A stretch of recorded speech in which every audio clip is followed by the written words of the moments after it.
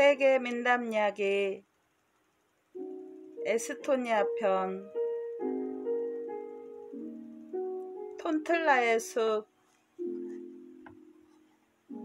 아주 오랜 옛날에 알루타가에는 톤틀라의 숲이라고 불리는 예쁜 숲이 있었습니다. 어떤 사람도 감히 그 안에 들어가려고 하지 않았습니다. 그 숲에는 무성한 나무 아래에 무너져 내린 집 한 채와 개미탑에 사는 개미들처럼 그 집 둘레를 떼지어 다니는 누더기를 입은 거무튀튀한 한 무리의 사람들이 살고 있다는 말이 전해져 오고 있었습니다. 어느 날 한 농부가 잔치에 갔다가 집으로 돌아오는 길이었습니다. 날이 어두워져서 그는 길을 잃고 톤틀라의 숲을 이리저리 헤매게 되었습니다. 거기에서 그는 이상한 광경을 보았어요. 밝은 모닥불 둘레에 한때의 여자와 아이들이 모여 있었는데 그중 몇몇은 춤을 추고 나머지는 땅바닥에 앉아 있었습니다. 때때로 한 늙은 여자는 손에 새로 만든 국자를 들고 뜨거운 재를 풀밭 위에 뿌렸습니다. 그러면 아이들은 공중으로 높이 올라갔다가 다시 내려오면서 올빼미처럼 푸드덕거리곤 하였습니다. 숲에서 긴 회색빛 구렛나룻을 한 난쟁이 영감이 자기 키보다 더 큰 보따리를 등에 걸쳐 메고 나왔어요. 여자들과 아이들은 큰 소리로 그를 맞이하며 뛰어갔습니다. 그들은 빙빙 돌면서 그의 보따리를 끌어내리려 했습니다. 그렇지만 그는 어떻게 해서든지 그들을 떼어버리려고 했어요. 그러자 망아지만큼 커다란 고양이가 문간에서 뛰어나와 영감의 보따리에 달려들었습니다. 그와 동시에 그들 모두는 집 안으로 사라져 버렸어요. 그렇지만 그 농부는 잔치에서 너무 취하도록 마셔서 머리가 무거웠고 모든 것이 그 눈에는 두 개로 보였습니다. 그래서 아무도 그 얘기가 어디까지 사실인지 알 수 없었어요. 어쨌든 간에 세월이 흐르고 흘러도 톤틀라의 숲에 대한 그와 비슷한 얘기는 전해 내려오고 있었습니다. 임금님은 여러 차례에 걸쳐서 이 이상한 숲을 없애버리도록 명령을 내렸습니다. 그러나 사람들은 아무도 선뜻 나서서 명령을 받들고자 하지 않았어요. 왜냐하면 언젠가 한 대머리 남자가 도끼로 나무 한 그루를 베어냈을 때 나무에서 피가 흘러나오기 시작했으며 몹시 괴로워하는 사람이 울부짖는 듯한 소리를 듣게 되었다는 말이 있었기 때문이에요. 그 남자는 겁에 질려 도망을 갔고 그 이후로는 어떤 나무꾼도 톤틀라의 숲에 들어가려고 하지 않았습니다. 숲에서 얼마 떨어지지 않은 곳에 커다란 마을이 하나 있었어요. 여기에 최근에 재혼한 호라비 농부가 있었습니다. 그는 성질이 고약하고 싸움 잘하는 여자를 아내로 맞아들였어요. 그에게는 첫 결혼해서 얻은 7살 난 작은 계집아이가 있었는데 그 애의 이름은 엘스였습니다. 그 여자애는 아주 똑똑하고 마음이 고왔습니다. 그러나 그녀의 몹쓸 새엄마는 아침부터 저녁까지 그녀를 꾸짖고 때려 못살게 굴었습니다. 새엄마가 그 여자애에게 준 음식은 개에게 주는 음식보다도 더 못한 것이었어요. 엘스 아버지는 새 아내의 장단에 맞춰 춤을 추는 사람이었기 때문에 자기 아이를 보호해 줄 수 없는 약골이었습니다. 2년을 넘게 엘스는 고통과 학대에 시달렸어요.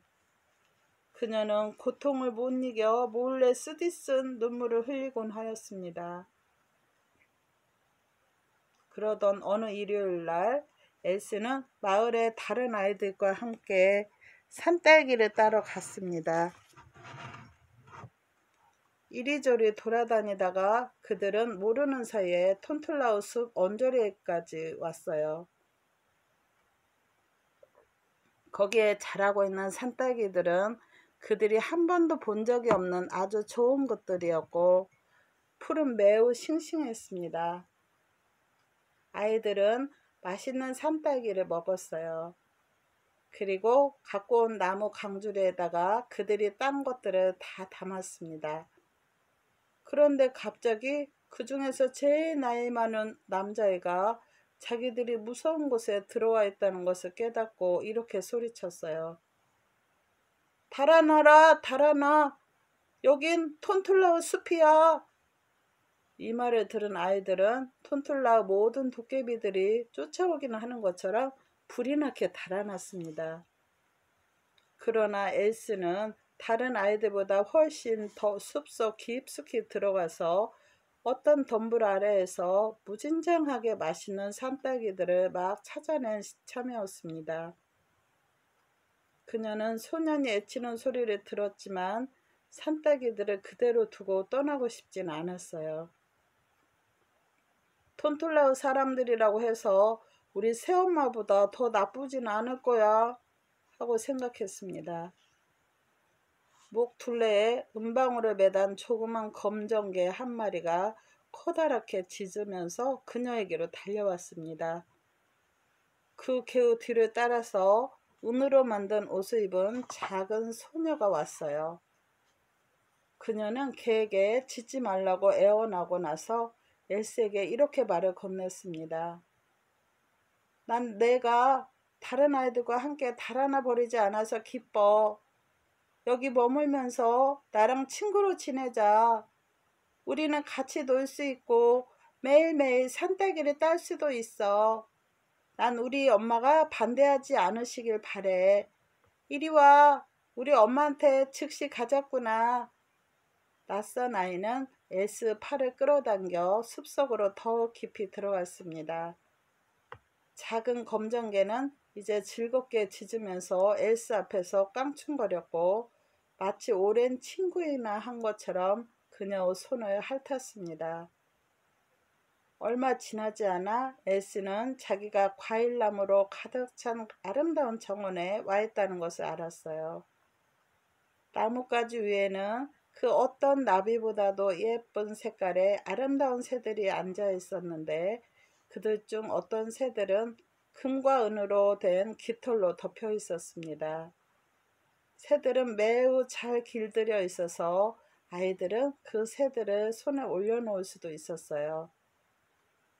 정원 한가운데에 보석과 귀한 돌들이 꾸며진 집이 태양처럼 빛을 내며 서 있었습니다. 좋은 옷을 입은 여자가 입구에 있는 벤처에 앉아 있었어요. 너와 함께 우리 집에 온 그 아이는 누구냐? 하고 그녀는 자기 딸에게 물었어요. 숲속에 혼자 있는 이 애를 제가 발견해서 친구로 지내기 위해 집으로 데려온 것이에요. 우리와 함께 지내도 되겠죠? 어머니는 미소를 지었지만 아무 말도 하지 않았어요. 그녀는 엘스 위아래를 훑어보고 나서 그녀를 좀 더 가까이 다가오라고 했습니다. 부모님은 살아계시니? 여기에 머물고 싶으니? 하고 그녀는 엘스 집에 대해 이것저것 물어봤습니다. 엘스는 그 여자의 손에 입을 맞추고 눈물을 터뜨리면서 이렇게 말했어요. 오래전에 저희 어머니는 돌아가셨어요. 아버지께서는 살아계시지만 새엄마가 저를 미워하실 때 아무런 도움도 주지 않아요. 저는 전혀 그녀를 기쁘게 해드리지 못한답니다. 고마우신 아주머니, 저도 함께 있게 해주세요. 제게 가축을 길들이게 한다거나 아니면 다른 일거리라도 주세요. 저는 언제나 아주머니의 말씀을 잘 들을 테니 제발 새엄마한테로 저를 되돌려 보내시지 말아요. 아마 새엄마는 저를 죽도록 때리실 것이에요. 제가 다른 아이들보다 더 오랫동안 집을 떠나 있었기 때문이에요. 그 여자는 미소를 띠면서 너에게 무엇을 도와줄 수 있을지 생각해 보기로 하자꾸나 하고 말했습니다. 그런 다음 그녀는 일어나서 집 안으로 들어갔습니다. 아무 걱정하지 마. 우리 엄마는 친절하셔. 하고 작은 소녀는 말했어요. 나는 엄마가 우리의 희망에 대해 곰곰이 생각하실 때 이미 허락하셨다는 것을 얼굴을 보고 알았어. 그녀는 엘스에게 잠깐만 기다리라고 말하고 나서 그녀 어머니를 따라 집 안으로 사라져 버렸습니다. 기다리는 몇 분 동안이 엘스에게는 끝없이 길게만 느껴졌어요. 마침내 소녀가 손에 작은 상자를 들고 돌아왔습니다. 엄마는 마음을 결정하실 때까지 오늘은 나가서 놀라고 하셨어. 너가 가면 난 매우 슬플 테니까 너가 우리와 함께 머물러 있었으면 좋겠어. 바다에 가본 적이 있니? 엘스는 놀라서 눈이 휘둥그레졌어요. 그녀는 바다라고? 바다가 도대체 뭐지? 난 그런 말을 한 번도 들어보지도 못했어. 하고 말했습니다. 이제 곧 보게 될 거야. 하고 소녀는 대답했어요. 그리고 그녀는 작은 상자를 열었습니다. 그 안에는 나뭇잎 하나와 조개 껍데기 1개, 그리고 물고기 뼈가 2개 들어있었어요. 이슬 몇 방울이 나뭇잎 위에서 반짝거렸고 작은 소녀는 그것들을 땅에 엎질렀습니다. 그러자 순식간에 정원과 예쁜 잔디와 그 밖에 그들 주위에 있던 모든 것들이 사라져 버렸어요. 그리고 거기에는 하늘과 물만이 끝없이 펼쳐져 있었습니다. 그저 아이들의 발 아래에 딱딱한 땅 한 줌만이 남아있을 뿐이었어요. 소녀는 조개 껍데기를 물 위에 놓고 물고기의 뼈들을 손바닥에 올려놓았습니다. 조개 껍데기는 12명의 아이들이라도 쉽게 올라탈 수 있을 만큼 큰 배로 부풀어 올랐어요. 2 소녀는 배에 올라탔습니다. 엘스는 겁이 났지만 작은 소녀는 철랑거리면서 아주 흥겨워하였습니다.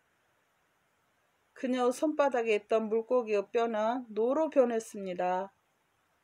파도가 마치 요람처럼 배를 살짝 흔들었어요. 곧 다른 배들이 깔깔거리며 웃고 즐겁게 노래 부르는 사람들을 가득 태우고 다가왔습니다. 우리는 저 사람들에게 답례로서 노래를 불러야만 해. 하고 소녀가 말했어요.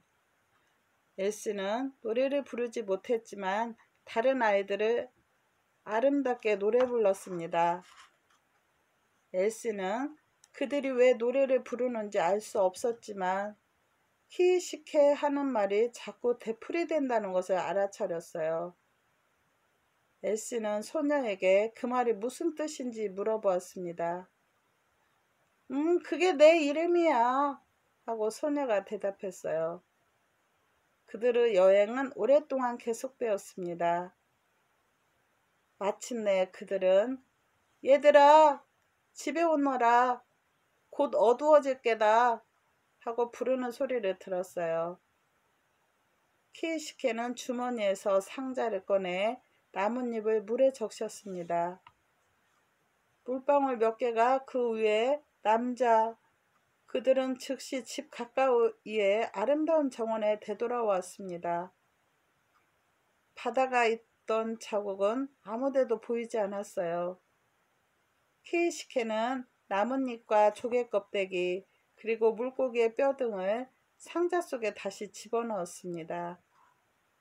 그리고 2 소녀는 집 안으로 들어갔어요. 넓은 방 안에는 긴 테이블이 있었고 그 둘레에 마치 결혼식장이라도 가는 것처럼 화려한 예복을 차려입은 24명의 여자가 앉아 있었어요. 테이블 맨 앞에는 키이시케의 어머니가 황금 의자에 앉아 있었습니다. 테이블 위에는 금과 은으로 만든 밥공기가 13개 놓여 있었어요. 그중 1개는 건드리지 않았습니다. 식사 도중에도 뚜껑조차 열지 않았어요. 엘스는 아주 달콤한 과자보다도 더 맛이 좋은 식사를 했습니다. 테이블에서는 엘스로서는 한마디도 알아들을 수 없는 낯선 말로 사람들이 나직하게 얘기를 주고받았어요. 드디어 키시케 어머니가 그녀 의자 뒤에 서 있던 하녀에게 무슨 말을 했습니다. 하녀는 서둘러 밖으로 나갔다가 수염이 자기 키보다 더 긴 난쟁이 영감을 데리고 왔어요. 난쟁이 영감은 절을 하고 나서 문에서 기다렸습니다. 키시케의 어머니는 엘스를 가리키며 이렇게 말했습니다.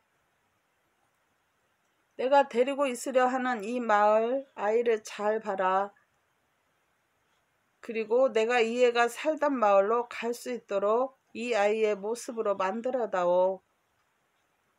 난쟁이 영감은 엘스의 키를 재기라도 하는 듯 익숙한 눈으로 그녀를 쳐다보았습니다. 그러고 나서 절을 하고 나갔어요. 식사가 끝나자 키시케의 어머니가 엘스에게 말했습니다. 키시케는 너가 여기에 머물러 자기의 친구가 되게 해달라고 부탁했단다. 그리고 너 또한 우리와 함께 있고 싶다는 말을 했었지? 그렇지 아가야? 엘스는 무릎을 꿇어 그녀의 손에 입을 맞추며 진심으로 그녀에게 감사를 드렸습니다. 그녀는 엘스를 일으켜 세워 볼을 매만져 준 다음 이렇게 말했어요. 너가 언제나 착하고 말 잘 듣는 아이라면 여기에서 행복하게 지낼 수 있을 거야. 너가 자라서 혼자 힘으로 이럭저럭 꾸려나갈 수 있을 때까지는 너를 아주 잘 돌보아 줄 것이다. 키시케를 가르친 젊은 여자들이 역시 너를 가르치게 될 것이며 너에게 온갖 종류의 손기술과 다른 유익한 것들을 알려줄 것이다. 난쟁이 영감이 진흙이 담긴 여물통을 어깨에 메고 돌아왔습니다. 그 왼손에는 뚜껑이 덮인 작은 양동이가 들려 있었어요. 그는 그것들을 마루에 들어놓고 손으로 진흙 한 덩어리를 떼내었습니다. 그러고는 인형의 모습을 뜨기 시작했는데 그것은 금방 어린아이의 모습이 되었어요. 인형의 몸은 속이 비어 있었는데 그는 그 속에 작은 물고기 3마리와 빵 한 조각을 집어넣었습니다. 난쟁이 영감은 인형의 가슴에 구멍을 만들었어요. 그런 다음 그는 양동이에서 길고 검은 뱀 한 마리를 꺼내어 인형의 가슴에 뚫린 구멍 속으로 꿈틀거리며 기어들어가게 하였습니다. 인형이 다 만들어지자 키시케의 어머니는 여러모로 그것을 살펴보았습니다. 난쟁이 영감이 이제 이 마을 어린이의 피 한 방울만 있으면 됩니다 하고 말했어요. 이 말을 듣고 엘스의 얼굴은 창백해졌습니다. 왜냐하면 엘스는 자기의 피 한 방울을 주게 되면 그것은 곧 자기의 영혼을 악마에게 팔아먹는 게 된다고 생각했기 때문이에요. 그러나 키시케의 어머니는 엘스를 달래며 이렇게 말했어요. 두려워하지 말아라. 너의 피를 악마에게 주려는 것이 아니란다. 너 자신과 너의 앞날의 행복을 위한 거란다. 그녀는 아주 좋은 금바늘로 엘스의 팔을 꾹 찔렀습니다. 그리고 그 바늘을 난쟁이 영감에게 넘겨주었어요. 그는 그것을 인형의 심장에 꽂았습니다. 그런 다음 그는 인형을 양동이에 집어넣고 다음날 아침에 자기가 만든 것을 보기 위해 오겠다고 약속했습니다. 하녀는 엘스를 침대로 데려갔어요. 거기에는 은으로 덮인 부드러운 침대와 푹신푹신한 베개가 준비되어 있었습니다. 다음날 아침 눈을 뜨자 엘스는 자기가 공기처럼 보드라운 잠옷을 입고 있다는 것을 알았어요. 침대 옆의 의자에는 아주 아름다운 옷이 놓여 있었습니다. 하녀가 들어와서 S에게 세수를 하고 머리를 빗으라고 말했어요. 이윽고 그녀는 마치 훌륭한 집안의 아이라도 되는 것처럼 머리끝부터 발끝까지 아름다운 옷을 입었습니다. 신발이 S를 더 즐겁게 했어요. 왜냐하면 그녀는 이제까지 맨발로 다녔었기 때문이에요. S는 임금님의 딸이라도 자기보다 더 좋은 신발을 신지 못할 것이라고 생각했습니다. S의 낡은 옷은 그녀가 살던 마을로 갈 진흙 인형에게 입혀졌습니다. 밤 동안 인형은 비밀의 방에서 자라나서 아침에는 S와 똑같은 모습이었습니다. 인형은 다른 아이들처럼 뛰기도 했어요. S는 자기를 그대로 본뜬 인형의 모습을 보고 깜짝 놀랐습니다. 그러나 키이시케의 어머니가 이렇게 말해주었어요. 놀라지 말아라. 이 진흙 인형이 너를 해치진 않을 테니까 말이야. 우리는 이것을 너 새엄마에게 보낼 것이다. 그러면 그녀는 이것을 자기 기분 내키는 대로 때릴 텐데 진흙으로 만든 이 인형은 하나도 아프지 않을 거야. 그렇지만 그 나쁜 여자의 마음씨가 고쳐지도록 가짜인 너가 언젠가 그녀를 그만큼 혼내줄 것이야. 그날부터 S는 마치 훌륭한 부모의 아이처럼 행복하게 살았습니다. 그녀가 배우는 속도도 하루가 다르게 빨라졌고 예전의 고통은 지금의 S에게는 한낱 나쁜 꿈에 지나지 않았어요. S가 새로운 환경 속에서 살아나가면 나갈수록 모든 것이 이상하게 보였습니다. 마법이 작용하고 있는 게 틀림없다고 그녀는 생각을 했어요. 왜냐하면 그녀가 여기에서 보는 모든 것들은 실제로는 일어날 수 없는 것이기 때문이에요. 그 집의 입구에서 20걸음쯤 떨어진 곳에 커다란 화강암이 있었습니다. 매일 식사를 하기 전에 난쟁이 영감이 그 돌에 가서 은으로 만든 매를 꺼내어 그 돌이 소리를 낼 때까지 3차례 때렸습니다. 그러면 그 즉시 황금 수탉이 뛰어나와 꼭대기에 올라가 앉았어요. 그 수탉이 울거나 날개를 푸드덕거릴 때마다 돌 아래에는 무엇인가가 나타났습니다. 처음에는 13개의 금과 은으로 된 박공기들과 함께 커다란 테이블이 나와 저절로 집 안으로 들어갔어요. 마치 바람 날개를 달고 있는 것 같았습니다. 수탉이 2번째로 울자 의자가 테이블을 따라 집 안으로 들어갔습니다. 그런 다음 연이어서 맛있는 것들로 가득 채워진 접시들이 뛰쳐나와 테이블 위에 놓여졌습니다. 다음으로 사과와 딸기, 벌꿀 여러 병이 나왔습니다. 모든 것이 살아있어서 음식을 나르거나 테이블 옆에서 기다리며 시중을 든 하인들이 필요 없었습니다. 식사가 끝나면 난쟁이 영감이 그 돌을 다시 3번 때렸습니다. 그러면 수탉이 울어서 병, 접시, 그릇, 의자와 테이블 등이 돌 아래로 돌아갔습니다. 그렇지만 손을 대지 않은 13번째 박공기가 왔을 때는 크고 검은 고양이가 그것을 따라와서 돌 위에 수탉 옆에 앉았습니다. 그러고는 난쟁이 영감이 그것들을 모두 치우러 올 때까지 거기에 머물렀습니다. 그는 공기를 손에 들고 고양이는 팔에 끼고 수탉은 어깨에 얹은 채로 돌 아래로 사라졌습니다. 어느 날 S는 키이시케에서 13번째 박공기로 아무도 밥을 먹지 않는데도 매일같이 그것이 테이블 위에 올라오는 까닭은 무엇이냐고 물어보았어요. 키이시케도 그 까닭을 알지 못해서 자기 어머니에게 여쭤봤습니다. 며칠 후 키이시케 어머니는 에스를 불러 매우 점잖게 말했어요. 너에게 좋지 않은 일을 가져올 생각을 하지 말아라. 왜 너는 우리가 13번째 접시로 먹지 않는 이유를 알고 싶지? 우리는 감히 그것을 만지려 해서는 안 된다는 말밖에 해줄 수가 없구나. 그렇지 않으면 우리의 행복은 끝장이 날 거야.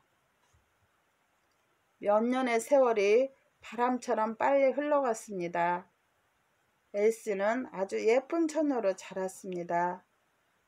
그러나 키이시케는 그들이 숲속에서 처음 만났을 때처럼 여전히 작은 아이였습니다. 키이시케의 어머니, 동료인 젊은 여자들이 매일같이 키이시케와 엘스에게 읽기와 쓰기 그리고 온갖 종류의 손재주를 가르쳐 주었습니다. 엘스는 빨리빨리 배웠지만 키이시케는 유익한 일보다는 어린아이 장난을 더 좋아했어요. 흥청거리며 뛰놀고 싶은 마음이 들 때마다 키이시케는 자기가 맡은 일을 팽개치고 작은 상자를 잡고 바다놀이를 하러 달려나갔습니다. 그러나 아무도 걱정하지 않았어요. 언젠가 그녀는 엘스에게 이렇게 말했습니다. 너가 이처럼 크게 자라. 나와 함께 더 이상 뛰어놀 수 없으니 너무 슬퍼. 9년의 세월이 지나갔습니다. 그러던 어느 날 저녁에 키이시케의 어머니는 자기의 침실로 엘스를 불렀어요.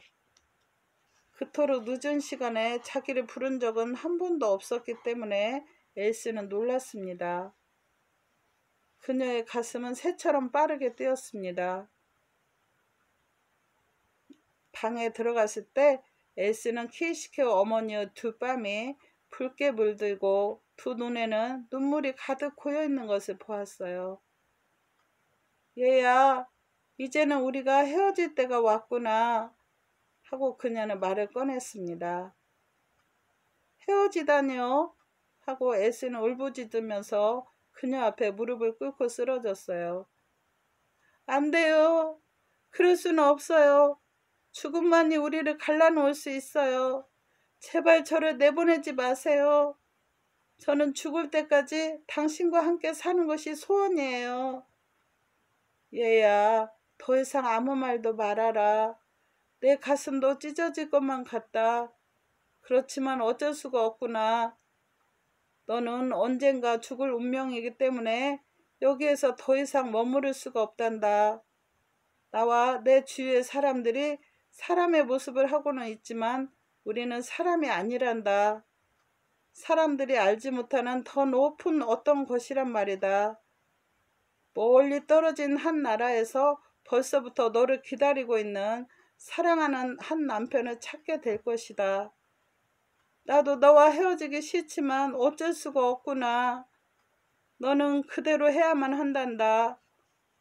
그녀는 금빗으로 엘스의 머리를 빗겨주고 그녀를 침대로 보냈습니다.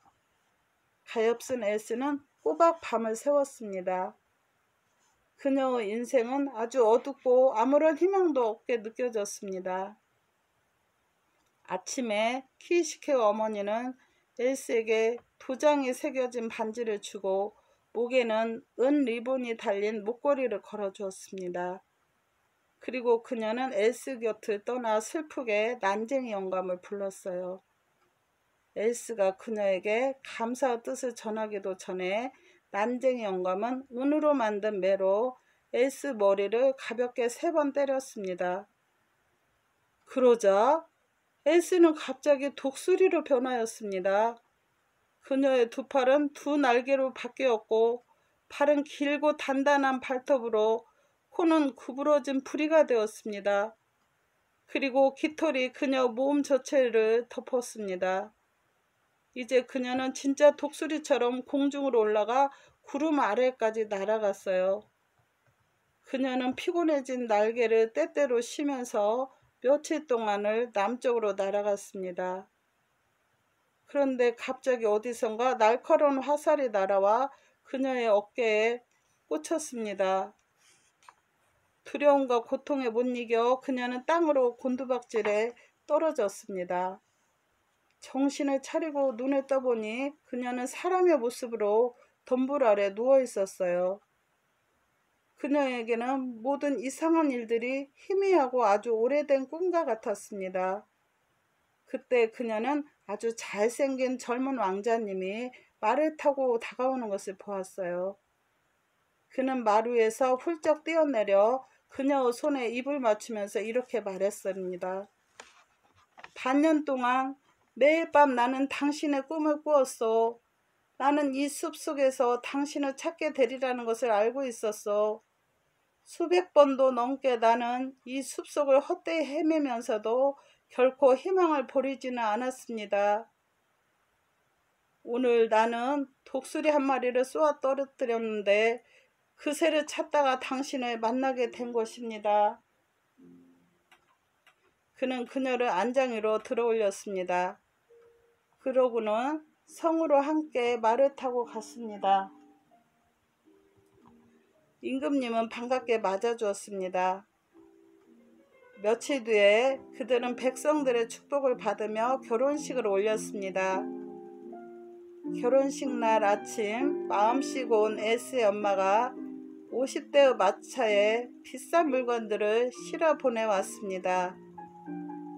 임금님이 돌아가신 뒤 왕자님과 에스는 임금님과 왕비가 되어 행복하게 살면서 나라를 잘 다스렸습니다. 나이가 들자 에스는 자기의 어린 시절의 이상한 모험을 즐겨 이야기하곤 했습니다.